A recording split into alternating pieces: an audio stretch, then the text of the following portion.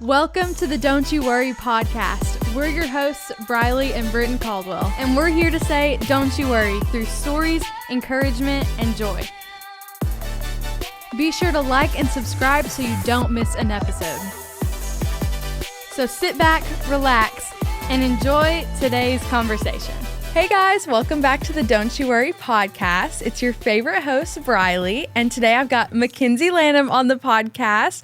If you listen consistently, I talk about her all the time because she gives me great wisdom, and we always pray for each other. She's a really good encourager in my life, and I've been wanting to have you on for a long time, but you've been doing something really special all summer. I have. And you're about to go back, which is super exciting. Where have you been? I've been in Honduras. Yes. So I got to go to Honduras for a week, if you guys watched that episode, which was super cool. Never done a mission trip before, but you've done it multiple times. And this time you got to stay all summer. Yes. So go ahead and introduce yourself first, and then we'll talk about your trip. All right. Hi, guys. My name is Makenzie Lanham.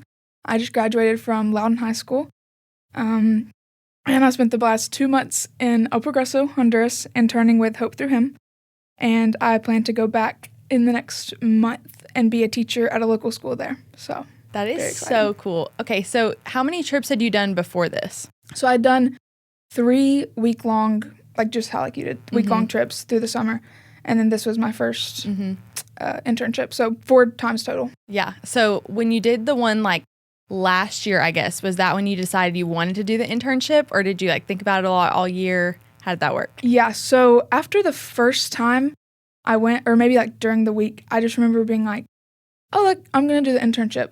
I don't remember ever sitting down with my parents and being let's talk about this. I remember telling my mom, I'm going to do that after I graduate high school. Yeah. And she was okay, we'll see. And there was no, there was no more discussion. It was just progressing, to do the internship. I always knew that I was going to do it. I don't really. Yeah. Yeah.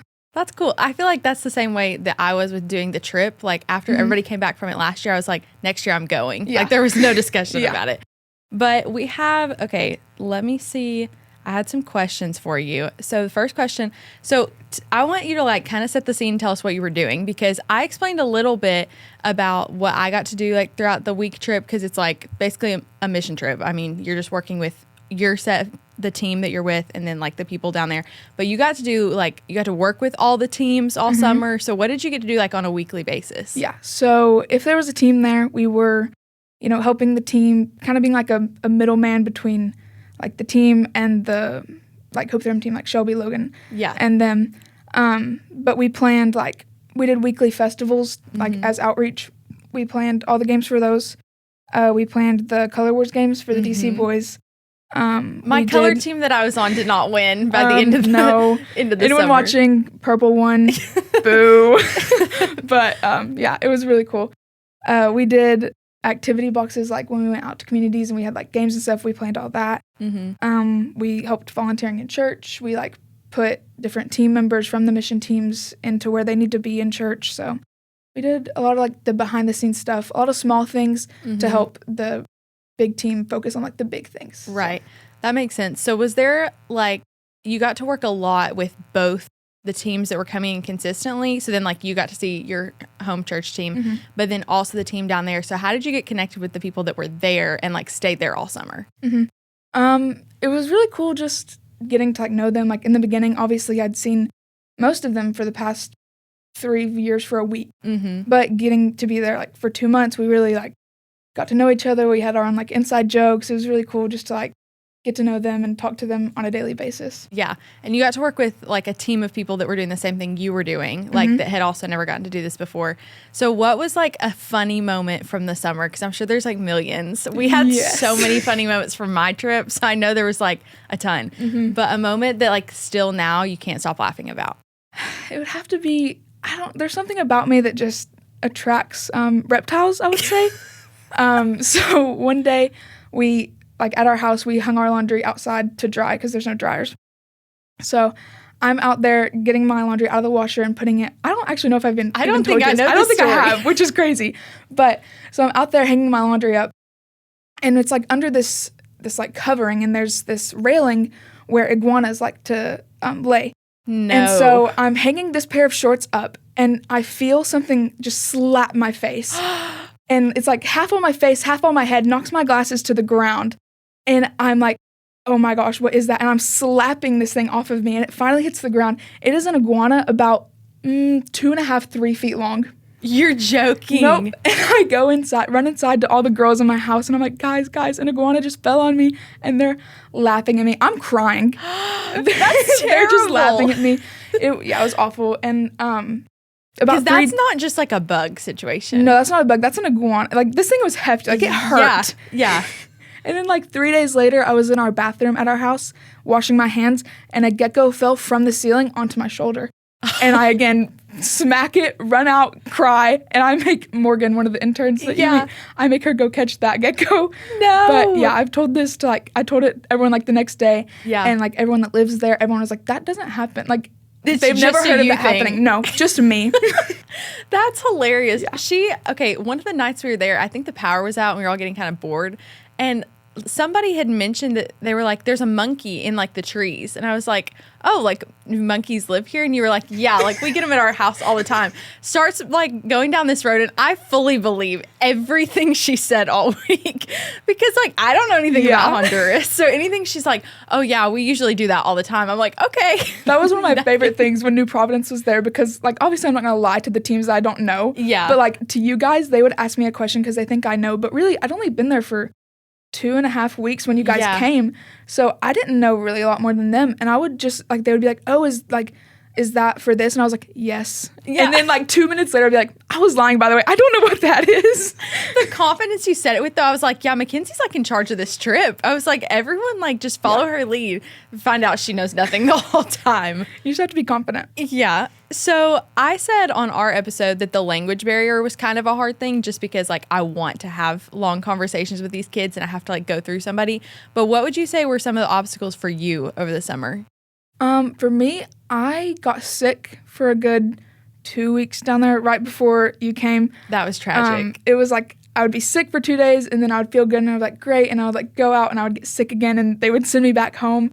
And so that was really hard just because like I would have to miss like going out to Campo Llano or whatever they were doing that day. And I was just like at home sick. And I felt kind of useless because I was like, I came here to do all this stuff and I'm doing nothing. Yeah. And I mean, in the grand scheme of things, it was like a small thing to look back on. But while I was in it, I was like, this is like, it was really hard. I felt like I wasn't getting to do what I came there to do. So yeah. That was one thing. But another thing was living with 4 people that I'd never met before. The girls that I lived with, like, I didn't know. I met them one time for like a night dinner thing, just like a get to know you thing, but we didn't really talk that much. So I didn't know them at all. And that was, the first week or so was hard, but again, it was like a small thing looking back that it was like, it wasn't that big a deal. Which is crazy because they're all kind of from the same area. Like everyone was within like an hour of each other, but we'd never met any of these people. So that was definitely a really cool thing that you got to be a part of. So like working with those interns, what was something cool about serving alongside with them, like after you got to know them, or just something cool you got to see that they were doing, like since you were all called to the same thing? Yeah, it was really cool to be like with a group of people that were all doing the same thing day by day. We're all going through the same things. So like when we got home at night, we could talk about it and we could kind of like, it wasn't like you were processing it alone. You had like a group of people that were there like that also experienced it. So you could talk through it. And sometimes we would experience different things. Like if we were at Llano and one of us were outside and one were inside, it was like, well, this is what happened inside today, and this is what happened outside. So we're getting like different perspectives, but we're all still like going through this together. So I really liked that part about it. Yeah, that's cool because I felt like that with our trip a little bit. There were 20 something of us and everyone had completely different perspectives. So when we did our like nightly devotion, somebody would say something. I'm like, oh, I didn't even know that was going on like during the day, just because there's so much going on. But what's a specific moment or connection that you will not forget that happened over the summer? I think it'd have to be with my friend Dulce at Campo Llano. She is the sweetest little girl. She would find me every time we got off the bus. She would find me, run to me, and basically drag me everywhere the whole day to play with her. But her mom actually passed away this past December from ovarian cancer. And her one day she wasn't there, and she's always there. Her and her sister are always there when we come. So me and a group of some of the girls and Christy, we walked to her house to see if she was there. We were going to like invite her to come play, and she wasn't there. So we walked back. And then the next day that we come, she's there. And I told her like, hey, I came by your house the other day to see you were there. You weren't there. And she was like, oh, my grandmother's sick. Like, that's why we weren't there. And I was like, I'm so sorry. Like, what's wrong with her? She said she's sick in her kidneys. And I was like, oh, I'm so sorry. And she started crying. And she was like, yeah, like, it's okay. And she just hugged me. And I don't speak good Spanish at all. She doesn't know English. So really there wasn't much. It was just her hugging me, crying. Because she's already lost her mother. I don't know really the situation with her grandmother, but I know that she's sick. But she still comes in like each day with so much joy and so much kindness trying to find me. So that's sweet. Something that your sister said, Morgan, who has also been on the podcast a couple years ago, while we were there, was just seeing the joy on the kids' faces that we were working with is like so much more powerful than even the joy we see in people back home. Yeah. Because people get so used to just their routine and like just have no drive or passion to do anything. But she was like, these kids like want to be around others, or like they see what we're doing and they're attracted to it. And like the people that we were with, everyone just wanted to serve so badly. So that was something I think really special to see. But how did your personal relationship with Christ change over the summer? Yeah, I think like when I think about that question and I'm thinking through like the whole summer, the two things that really like pop out are like identity and purpose. Those were things that whether it was like during devotion, during a sermon on Sundays, or like just in conversation with other people, that's kind of what came up. And like through that, I kind of have been searching more like through identity, like looking further into like what's my identity, what's in that, and kind of giving God what the false identities are in you, like I'm a loser, I'm this, I'm that, whatever it is. Actually giving that to God and saying like, this is what I think about myself, and then looking and finding who God says you are, like. And God says you are chosen. God said you're beautifully and wonderfully made. God says you're meant to do good, all these things. So I think that was a big one. And the other thing is purpose. I prayed a lot about purpose this summer because I didn't know what I was doing. College, with career, anything like that. So there was a lot of purpose, and a lot of sermons this summer were about purpose, whether it was we had a couple of guest preachers from like the churches that came. And then whether it was like Logan or Brad or Christian preaching, like usually it always related back to purpose. And I was like, well, this is funny. Like something that I'm struggling with is what they're talking about. But so yeah, that's kind of just talking more to God about like identity and purpose is really what stuck out to me in the past 2 months. So yeah. How do you think it's altered kind of like, because now you're planning on going back, how do you think your identity and purpose, like what you've learned about it, how do you think that affected the way that you decided to go back?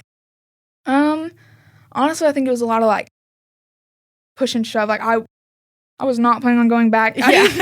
I didn't think that was really what was in the cards for me. Not the cards, God's plan. But just really like looking more into it, and it was revealed to me. Like there was no hiding it. There was no running away from it. So I think just trusting in God's plan, and that's really what it was. And something Brad said one of the nights that we were there was about how our purpose as Christians in general is that we are called to be on mission even when we're not 1,000 miles away. So how do you think being a missionary all summer has changed your perspective of regardless of where you're at? I think you're on mission wherever you are. School is a big mission field. Your work is a big mission field. Yeah. So global missions or local missions, it's always important. But I think just realizing that, because a lot of people say like, well, it's not how it is. It's not how it is like in Lenore City, the way that it is in Honduras. Like the kids just aren't like that. But really, if you show up, if you're like nurturing this relationship, it will be like that. The kids might not be the same because one gets 1 meal a day and one gets 5 and has an iPad in their face the whole time. But it is the same in that sense that like they're children, they need a savior, they yearn for relationships in that way. So yeah. And something your mom had said that I think Christy probably talked about a year that probably, I don't think I was there for that, but one of the past mission trips was that like regardless of who they serve in Honduras, they're like they all need Jesus. So it doesn't matter the situation necessarily they're in, if it's good or bad. What do you think? So obviously you're going off for a year in Honduras, but even like these next few weeks that you're preparing to go for it, how are you like preparing mentally or whatever to be back in a situation where like you're going to be serving all year. Does that make sense? Yeah. I think a lot of just trying to like prepare my heart, but also I feel ready to go back. Like it's not like I'm like nervous, yes, but not like scared. Yeah. But also like, I think it's not a bad thing to be scared because there's no need for faith if you're not scared. But yeah, I think just a lot of praying, talking to God, asking what I need to do to prepare myself.